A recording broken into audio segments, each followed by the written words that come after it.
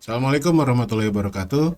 Kembali lagi di Jejak Sejarah yang membahas tentang sejarah-sejarah, baik sejarah Indonesia maupun sejarah dunia atau kaitan-kaitannya antara sejarah Indonesia dan dunia bersama saya Babeh Taufik.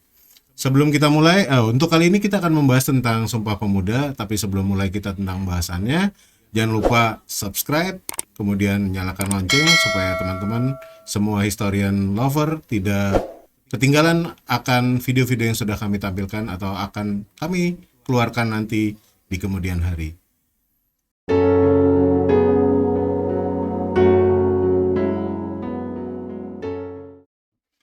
Oke, history lover, kalau kita bahas tentang semua Sumpah Pemuda, otomatis kita nggak mungkin ngebahas hanya dari Sumpah Pemudanya dalam dalam di tanggal 28 Oktober 1928 langsung gitu. Otomatis kita harus bahas sedikit, kita mundur ke belakang. Di zaman-zaman Indonesia, bukan Indonesia lah, Nusantara lah. Karena bisa dikatakan kita saat itu masih dalam masa penjajahan Belanda. Di situ ada sebuah politik yang dilakukan oleh Belanda, dalam artian politik disebutnya politik balas budi.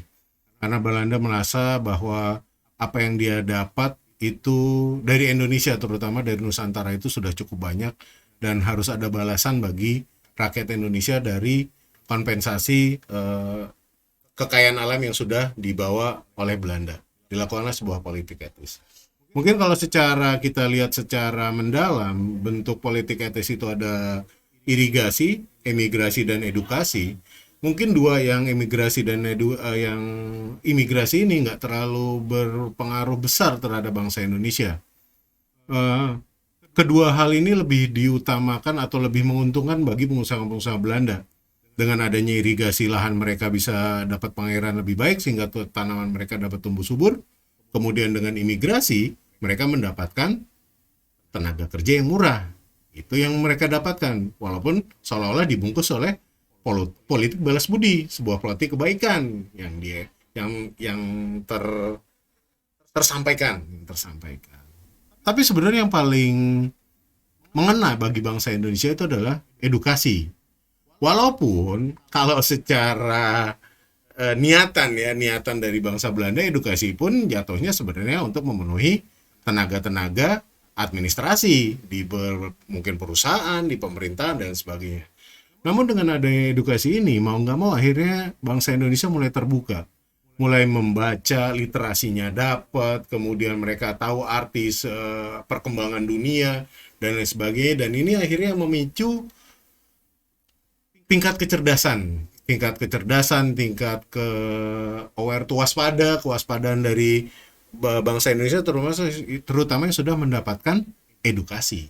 Nah, dari sinilah banyak pemuda-pemuda yang akhirnya sadar akan sebuah gerakan yang harus dilakukan secara menyeluruh, tidak lagi sporadis, tidak lagi kedaerahan. Karena sebenarnya kalau kita lihat potensi bangsa Indonesia, potensi Nusantara untuk berpecah itu sangat besar. Berapa suku yang ada di Indonesia? 300 lebih. Berapa pulau yang ada di Indonesia? Puluhan ribu lebih. Berapa makanan yang ada di Indonesia? Mungkin ratusan ribu lebih makanan yang ada di Indonesia, mulai dari makanan pokoknya, minumannya, kemudian sampai cemilannya. Berapa suku bangsa yang ada di Indonesia? Banyak, sangat banyak. Dan itu mudah sekali untuk dipecah-pecah.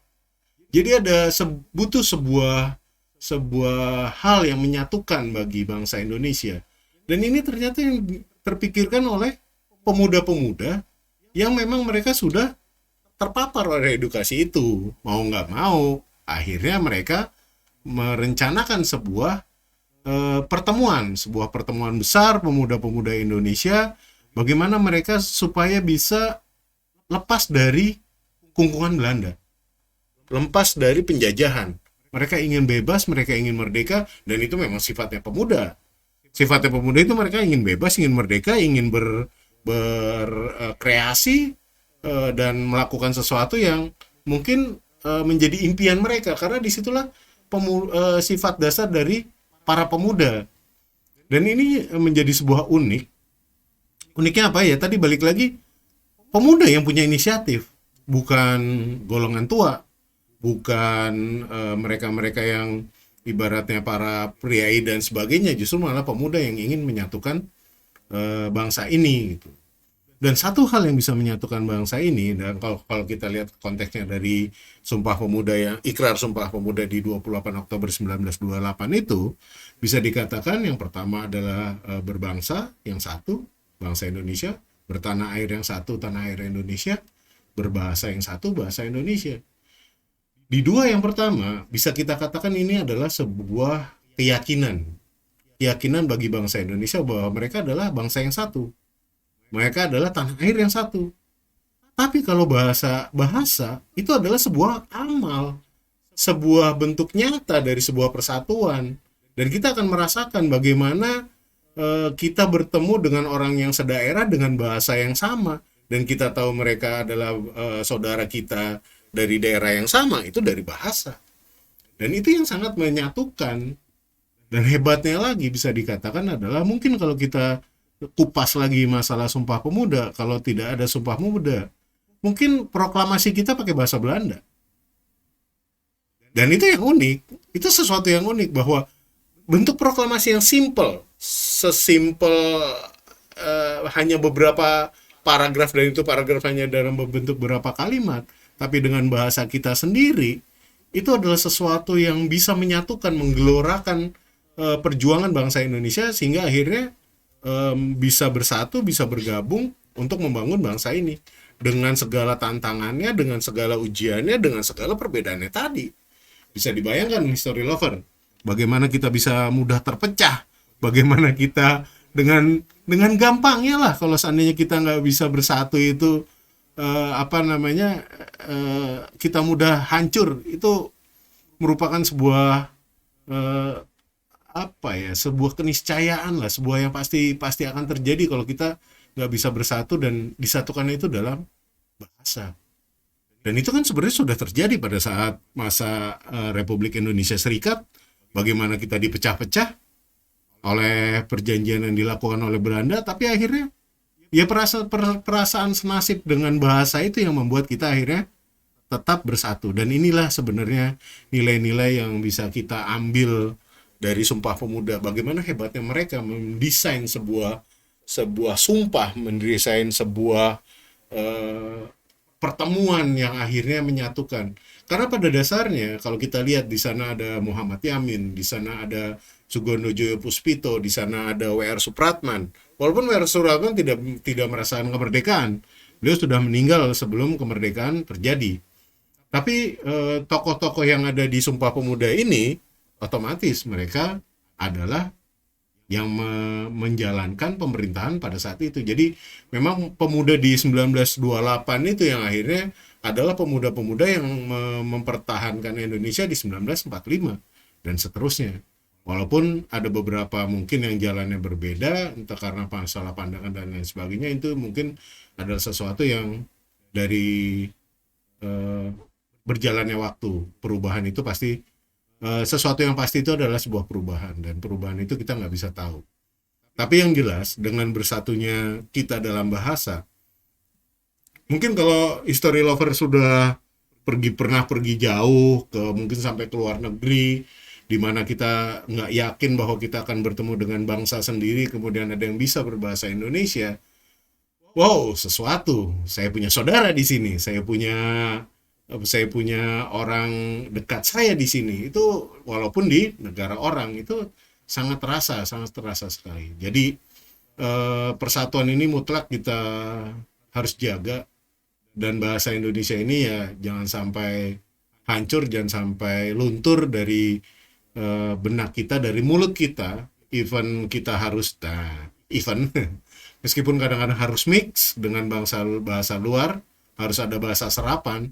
Tapi intinya bahasa Indonesia itu adalah yang menyatukan kita sehingga kita bisa merdeka di 1945.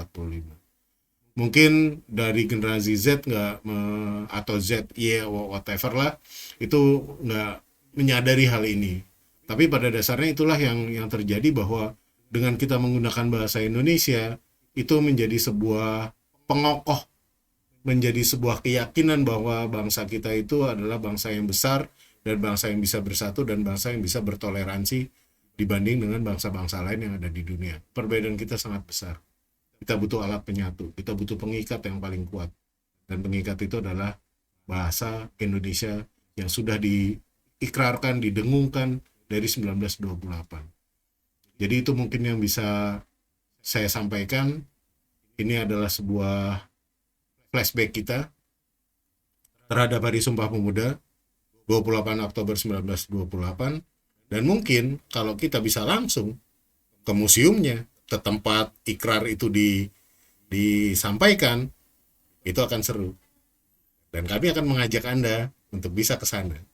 Kita bisa open trip, kita bisa langsung ke tempatnya, kita ngelihat bagaimana ruang-ruangnya, kita bisa melihat dioramanya, dan kita bisa melihat dari rumah sekecil itu bisa menghasilkan sebuah kekuatan yang besar yang menggulirkan bangsa Indonesia menuju sebuah kemerdekaan yang hakiki, yang walaupun itu butuh pengorbanan dan itu butuh air mata, butuh keringat, butuh banyak hal yang harus dikorbankan, baik oleh para pemimpin maupun rakyat Indonesia. Indonesia Jaya, Sumpah Pemuda, 28 Oktober 1928 2022. Oke, itulah yang bisa saya sampaikan di video kali ini. Mudah-mudahan bisa bermanfaat. Kemudian kalau ada kritik dan saran, kita bisa diskusi, kita bisa ngobrol secara panjang lebar, dan sejarah ini biarkan sejarah yang bercerita tentang dirinya sendiri. Oke, di sini saya Babe Taufik mengucapkan terima kasih. Wabillahi taufiq wal hidayah. Wassalamualaikum warahmatullahi wabarakatuh.